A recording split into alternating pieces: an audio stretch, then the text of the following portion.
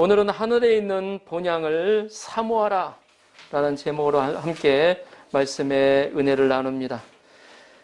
일부 예배의 찬양을 제가 찬양을 하면서 제 마음 가운데 어떤 생각이 하나님 마음을 주셨냐면, 오늘 예배 하나님께 최고의 예배를 드려야 되겠다.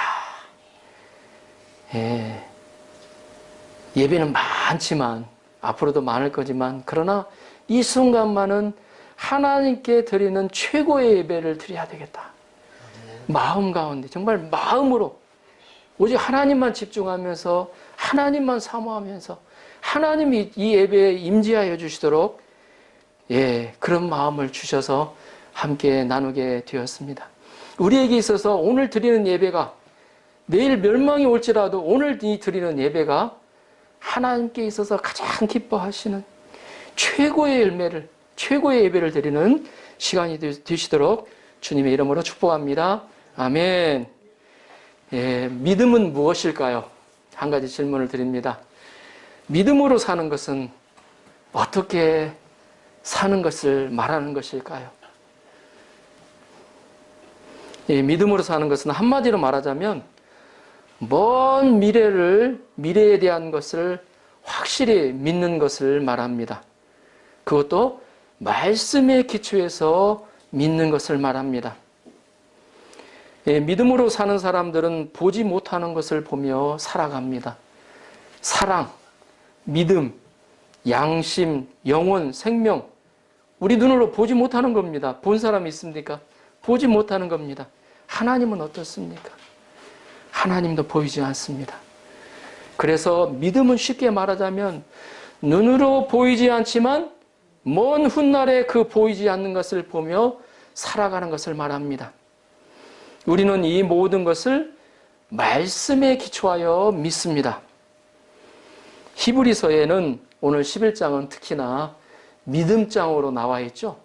믿음의 선진들이 믿음으로 어떻게 살았는가를 그 모범을 보여주고 있습니다. 그리고 히브리서에는 믿음을 철학적으로 생각하지 않습니다. 단지 하나의 언어, 하나의 말로, 좋은 말로 생각하지 않고 역사적이고 사건적이고 사실적인 것으로 생각합니다. 하나님의 말씀을 실제적으로 믿고 산 사람들을 소개하고 있습니다. 하나님 나라를 믿고 소망하며 산 사람들을 소개하고 있습니다.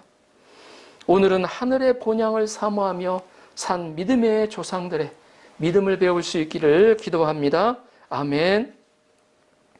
자, 13절, 14절을 보십시오. 13절, 14절을 보십시오. 함께 화면을 통해서 읽어보도록 하겠습니다. 시작. 이 사람들은 다 믿음을 따라 죽었으며 약속을 받지 못하였으되 그것들을 멀리서 보고 환영하며 또 땅에서는 외국인과 나그네임을 증언하였으니 그들이 이같이 말하는 것은 자기들이 본향 찾는 자임을 나타냅니다. 아멘. 믿음은 11장 1절에 나오죠. 믿음은 바라는 것들의 실상이요 보지 못하는 것들의 증거라고 하였습니다. 믿음의 조상들을 예로 들어서 믿음이 무엇이고 믿음으로 사는 것이 무엇인가를 11장에서 가르쳐주고 있습니다. 믿음의 조상들을 통해서 예수 그리스도의 애표를 말하고 있습니다. 우리는 구약의 사람들을 통하여 내가 어디서 와서 어떻게 살다가 어디로 가는지를 배워야 합니다. 믿음으로 사는 것이 어떤 것인가 그들을 통해서 모범을 보여주었기 때문입니다. 13절에서 이 사람들이 다 믿음을 따라서 죽었다고 기록하고 있습니다. 여기서 이 사람들은 구약의 믿음으로 산 사람들을 가리킵니다. 그런데 그들은 약속을 받지 못하였습니다. 사는 동안 응답을 받지 못했어요. 그러나 그럴지라도 그 약속을 멀리서 보고 환영하며 살았습니다. 하나님의 약속의 땅인 가나안에서는 내 땅이라고 하지 않았습니다. 외국인이요 나그네임을 스스로 증언하고 있습니다. 외국인이 누구입니까? 내국인이 아니기 때문에 언젠가는 떠나야 하는 사람입니다. 나그네가 누구입니까? 이 땅에서 내 것이 없이 언젠가는 다 내려놓고 떠나야 하는 사람입니다. 우리는 이 세상에서 낯선 자로 살아갑니다. 그러나 그들은 하나님 나라를 고향에 두고 살았습니다.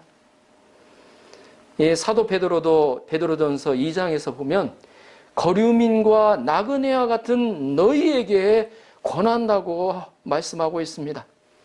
우리는 먼 과정 가운데서 지나가는 과정에 있는 사람임을 알 수가 있습니다. 우리는 이 땅에서 영원히 살지 못합니다. 이 많은 사람들이 영원히 살 것처럼 살아가고 있습니다. 그러나 분명히 인정해야 할 것은 인정해야 되죠. 이 땅에서 영원히 살지 못합니다. 어제 제가 동물에 관한 유튜브 동화를 좀 잠깐 봤는데, 이 맹수들의 그 마지막 모습들을 찍어 놓은 유튜브 동화였어요. 근데 사자도 보니까 마지막에 비참하더라고요. 보니 죽어가는 모습이. 호랑이도 마찬가지고 삐쩍 말라가지고 먹이를 잡아먹을 수 없는 그 상태로 죽어가는 모습을 보았습니다. 이 땅에는 영원히 사는 것이 없습니다.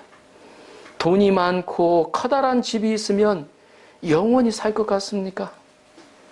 그렇지 않다는 것입니다. 그렇지 않아요. 우리는 언젠가는 이 땅을 떠나야 합니다. 그 시기도 모릅니다. 예, 언젠가 제 집사람이 요즘 요 근래 갑자기 저한테 그런 말을 해요. 주님이 데려가시면 갈 수 있어요? 그리고 물어봐서 갑자기 뻥 한 적이 있습니다. 그러면 우리 그 시기를 몰라요, 보면. 다만 평균 수명이 어느 정도라는 거 알고 내가 그때까지 살 수 있겠구나 짐작하는 거지. 내일 무슨 일이 날지 어떻게 합니까? 몰라요. 우리는 바로 지나가는 과정에 있다는 것을 알아야 합니다. 우리 젊은 사람들은 전혀 못 느끼죠. 저도 젊을 때는 아직 남은 기간이 많아가지고 살 날이 정말 많을 거라 생각하고, 또 보면 내 건강은 영원할 것처럼 이 젊은 마음에 객기죠, 보면. 그렇게 생각했던 적이 있었습니다.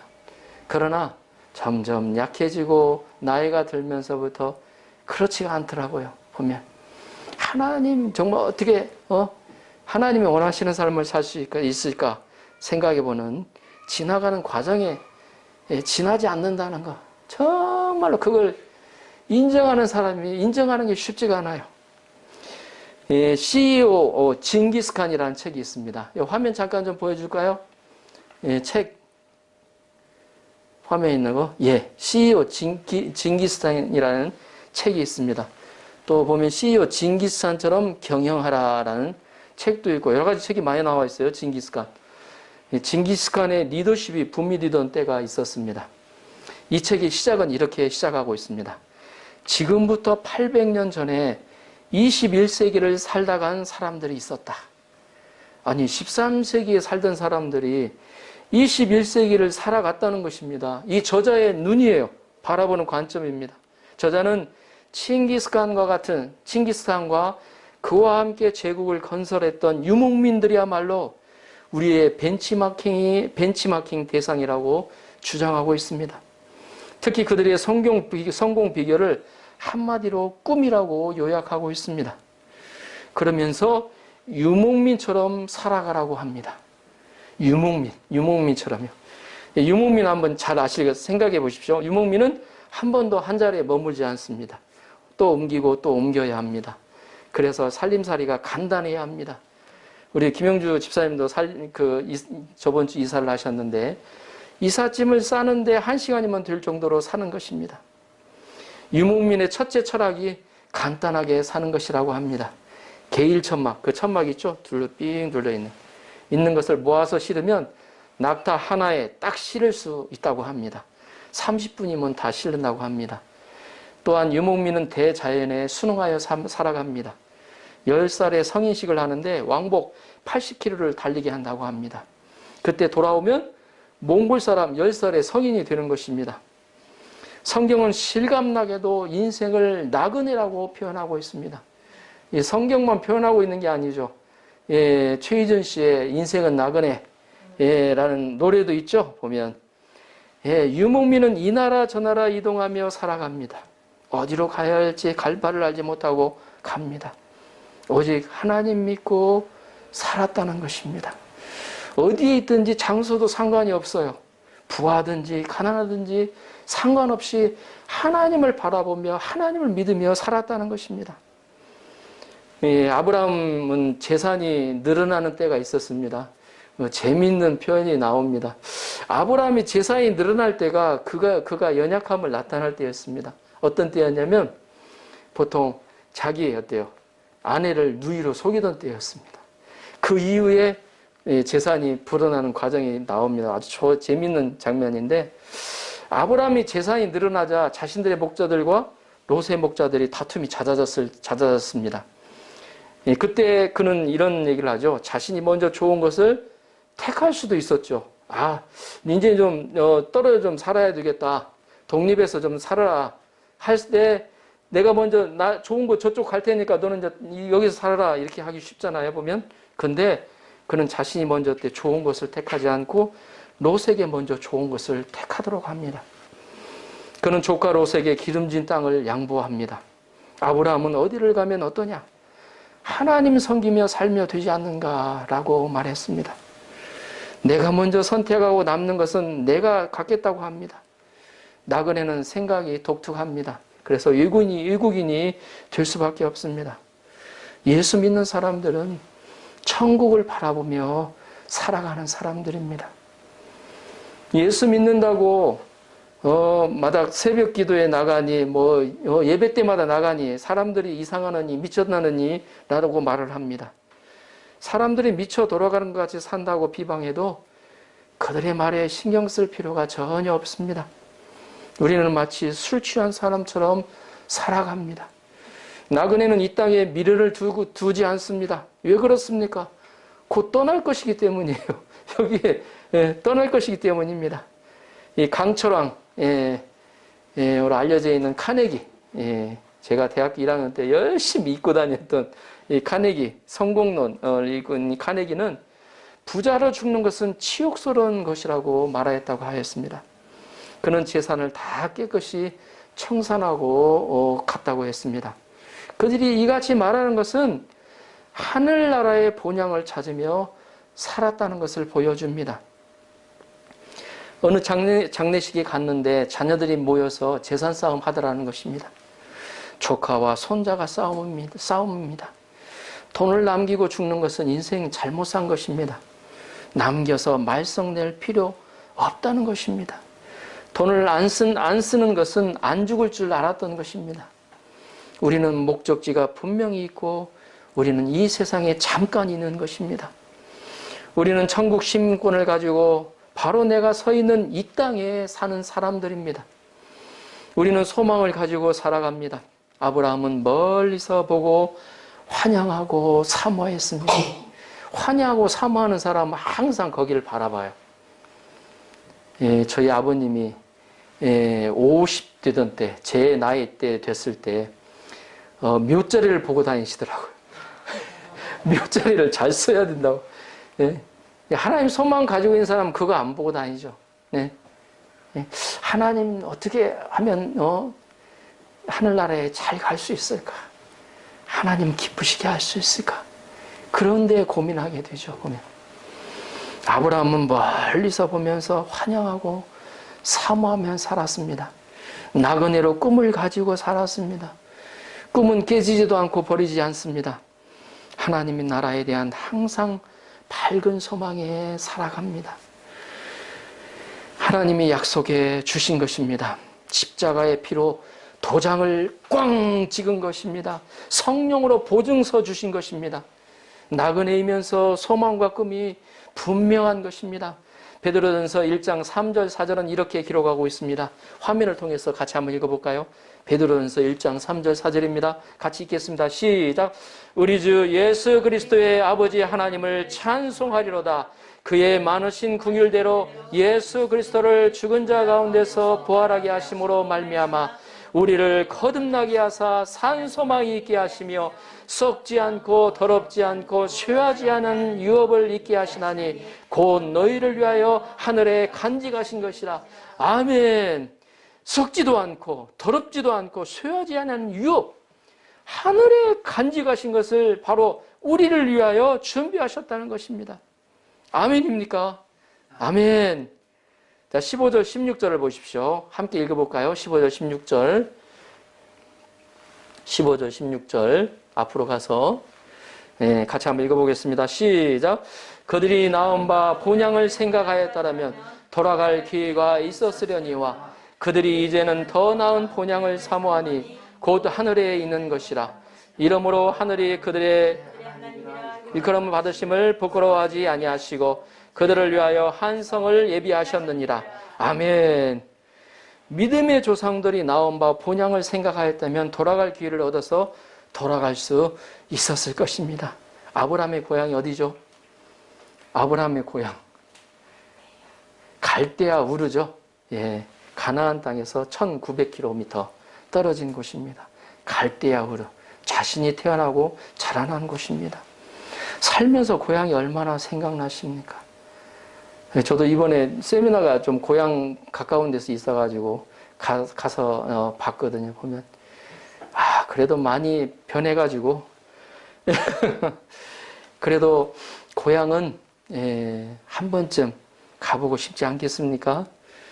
나온 고향을 생각하면 돌아갈 수가 있어요. 돌아가려고 할 수도 있었겠죠. 그러나 가려면 갈 수 있는 고향이 있지만 그들은 가지 않았다는 것입니다. 왜죠? 그곳이 진정한 고향이 아님을 알았기에 돌아가지 않았다는 것입니다. 그들이 이제는 그들의 고향보다 더 나은 본향인 하나님의 나라를 사모한다고 하였습니다. 보십시오.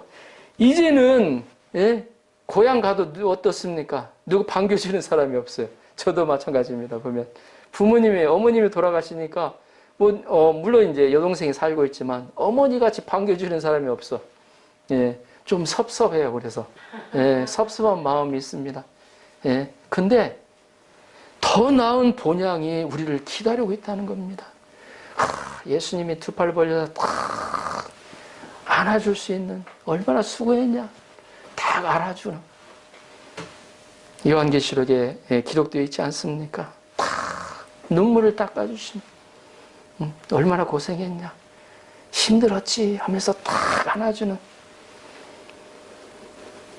더 나은 본향인 하나님의 나라를 사모한다고 합니다. 곧 하늘에 있는 것입니다. 그들은 참 고향에 대한 확신을 갖고 살아갑니다. 그 하늘나라에 간 확신을 가지고 이 땅에서 살아가는 것입니다. 어떤 분이 50년 만에 고향을 갔다고 합니다. 50년 만이에요.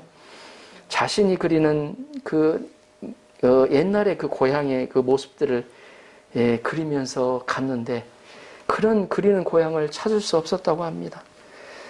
차 타고 지나갔다가 여기 같은데 왔다 다시 돌아와 그렇게 합니다. 반복해서. 옛날에 있었던 우물도 움막집도 없습니다. 고향에 돌아오지 않은 것만 못했습니다. 이런 것을 보면 마음속의 고향이 아니었던 것이죠. 그 사람의 마음속의 고향이. 그러나 이 마음의 고향이 있는 것은 참으로 중요합니다. 고향은 아름다운 고향으로 생각하며 사는 것이 중요합니다. 고향을 생각하는 마음이 바로 천국을 생각하는 것입니다. 하나님이 예비하신 집이 중요합니다. 아브라함은 그것을 바라보며 믿음을 따라서 살다가 믿음을 따라 죽었습니다. 그들은 하나님이 예비하신 곳으로 갔습니다. 요즘 죽는 소식이 많이 들려옵니다. 저도 세미나를 갔는데 세미나 신세지고 있는 이렇게 숙소를 제공해 주신 집사님인데 그분 아버님이 갑자기 또 돌아가셔가지고 가서 또 조문까지 하고 왔는데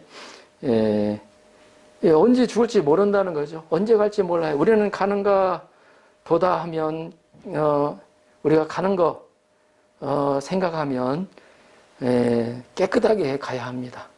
산뜻하고 깔끔하게 가야 하죠. 어느 목사님은 피주사를 놓고 수혈을 하고 있었다고 합니다. 이 목사님은 이 피가 없어서 죽어가는 사람이 있는데 왜 죽을 나에게 놓느냐고 그렇게 했다고 합니다. 그 목사님은 명설교로 유명한 분인데 임종도 주사바늘을 뽑고 멋있게 맞이했다고 합니다. 어떤 사람은 또 죽을 수밖에 없는 상황인데 더 살기 위해서 수술해달라고 하고 의사에게 욕하고 자식들에게 돈 아낀다고 뭐라고 하였습니다. 우리는 빨리 가고 평안히 가고 아름답게 가게 해달라고 기도해야 합니다. 이런 기도는 기도하기가 좋습니다. 평생 사모하던 주님을 반갑게 맞이하게 해달라고 기도합니다. 다만 하나님의 뜻이라면 살게 해달라고 기도해야 합니다. 그렇지 않다면 미련 없이 아름답게 가야 합니다. 어떤 할아버지는 전날 낚시하고 이튿날 이불 펴고 눕습니다. 자녀를 위해서 기도해주고 손자 손을 잡고 기도하며 돌아가십니다. 유명한 음악가로 알려진 리스트, 아마 들어보신 분은 아실 겁니다. 리스트라는 사람이 있는데 이 사람은 농담을 잘하고 장난기가 아주 심했다고 합니다. 그는 숙박계를 쓰는데 이렇게 썼다고 합니다. 직업은 작곡가, 출발지는 방랑의 나라, 행선지는 진실의 나라라고 썼다고 합니다. 미국의 6대 대통령 존 아담스가 있었습니다. 그가 노인이 되었을 때 산책을 하였다고 합니다. 지나가던 어떤 사람이 안녕하십니까? 라고 인사를 하니 존 아담스가 이렇게 대답합니다. 안녕하다네. 그런데 집이 낡아서 곧 이사 가야 하네. 그러자 어떤 사람이 물어봅니다. 집이 낡았다니요? 그러자 이렇게 대답을 했다고 합니다. 지붕도 낡아서 빠지고 벽도 낡아서 나무가 보이네. 저 하늘나라로 이사 가야 하네. 우리는 더 나은 본향을 사모해야 한다고 합니다. 예수님은 요한복음 14장에서 처소를 예비하고 나 있는 곳으로 데리고 간다고 말씀하셨습니다. 자, 요한복음 14장 1절에서 3절 같이 한번 읽어보도록 하겠습니다. 화면을 통해서 요한복음 14장 1절에서 3절입니다. 함께 읽어보겠습니다. 너희는 마음에 근심하지 말라. 하나님을 믿으니 또 나를 믿으라. 내 아버지 집에 거할 곳이 많도다. 그렇지 않으면 너희에게 일렀으리라. 내가 너희를 위하여 거처를 예비하러 가노니 가서 너희를 위하여 거처를 예비하면 내가 다시 와서 너희를 내게로 영접하여 나 있는 곳에 너희도 있게 하리라. 아멘. 근심하지 말라고. 하나님을 믿으니 나를 믿으라고 예수님이 이렇게 말씀하셨습니다. 왜? 내 아버지 집에 거할 곳이 많다고 했습니다. 또 가서 어때요? 너희를 위하여 거처를 예비하며 또 내가 다시 와서 너희를 내게로 영접하여 나 있는 곳에 너희도 있게 하겠다고 예수님이 이렇게 약속을 해주셨어요. 그래서 우리가 죽으면 어떻게 하지 걱정할 필요가 없습니다. 벌써 다 준비해놓고 예비해놓고 계신다는 것입니다. 여기에 어때요? 조금 부족한 집이더라도 거기는 어때요? 뭐 여기 있는 옥션보다도 더 멋있는 집을 준비해놓고 계십니다. 16절을 다시 한번 읽겠습니다. 16절 다시 한번 읽겠습니다. 시작. 그들이 이제는 16절. 자, 시작. 그들이 이제는 더 나은 본향을 사모하니 곧 하늘에 있는 것이라. 이러므로 하나님이 그들의 하나님이라 일컬음 받으심을 부끄러워하지 아니하시고 그들을 위하여 한 성을 예비하셨느니라. 아멘. 하반절에 이러므로라는 말은 하나님께서 조상들의 하나님이라 일컬음 받음을 부끄러워하지 않으시고 한 성을 예비하셨다고 기록하고 있습니다. 여기서 이러므로는 더 나은 본향을 사모하며 믿음으로 사는 것을 말하고 있습니다. 하나님은 하늘의 본향을 믿음으로 산 믿음의 조상들을 아주 자랑스럽게 생각하셨습니다. 하나님은 지금도 믿음으로 사는 자들을 기뻐하십니다. 자랑스럽게 여기십니다. 하나님은 그들을 위하여 하늘나라의 한 성을 예비하셨습니다. 저와 여러분들이 믿음으로 살아서 모두 하나님 나라에 갈 수 있기를 기도합니다. 아멘.